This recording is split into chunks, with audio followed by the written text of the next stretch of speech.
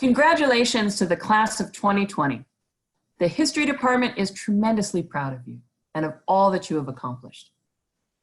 I wish that we were with you in person in Jack Adams Hall, celebrating with your family and friends, honoring the students who won awards and scholarships, and recognizing the hard work, creativity, and tenacity each and every one of you displayed in finishing your degree, especially in finishing your degree this semester. 25 years ago, I decided to be a history major. And in those 25 years, I've discovered an important truth. No one wants to take a historian to see movies that are set in the past. Just like how it's difficult to watch Star Trek with a physicist, yes, we know that tachyons don't really exist, it is insufferable to go with a historian to a historical movie.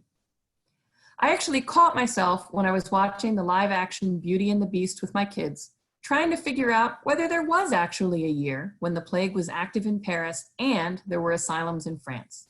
I don't think that there was.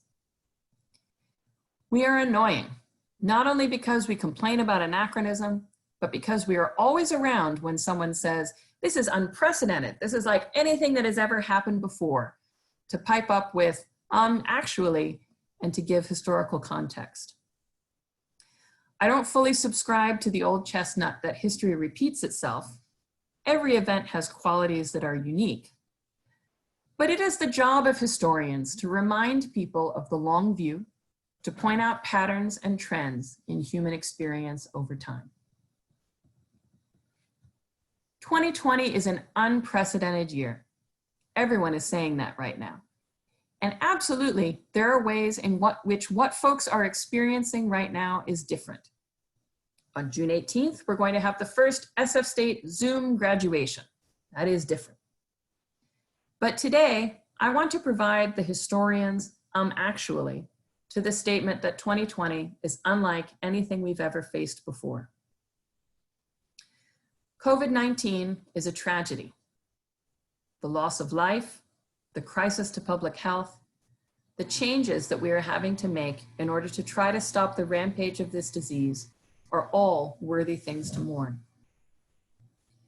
But COVID-19 is certainly not the first global pandemic, and there are a lot of parallels between what is happening now and what happened during the influenza pandemic of 1918 to 1919.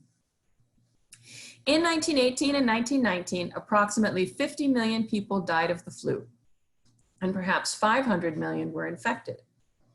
US cities debated about whether or not to close schools, with some choosing to stay open and some choosing to close early. Schools in Los Angeles had students complete work at home and send it in by mail, which sounds pretty familiar to me this semester.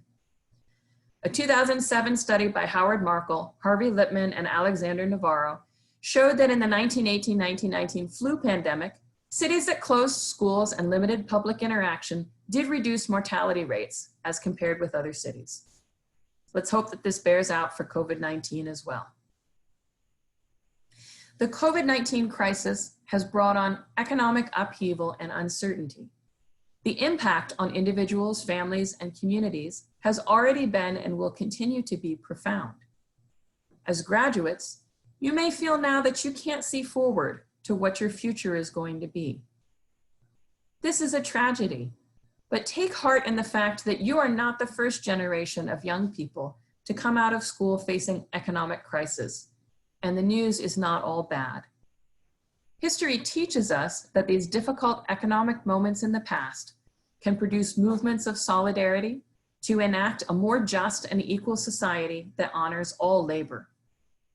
Here in San Francisco, during the lowest point of the Great Depression, the International and Interracial ILWU, the International Longshore and Warehouse Union, demanded a living wage and control over the conditions of their employment.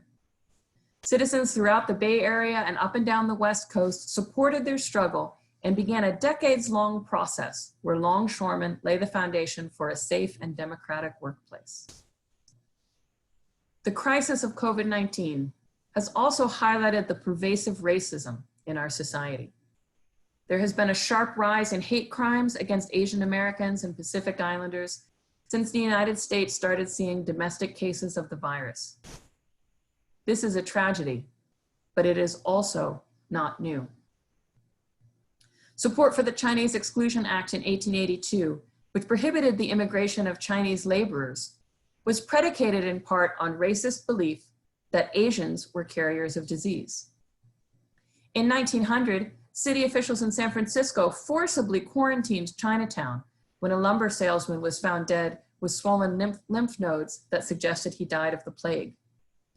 Scapegoating Asian Americans during times of pandemic is not new.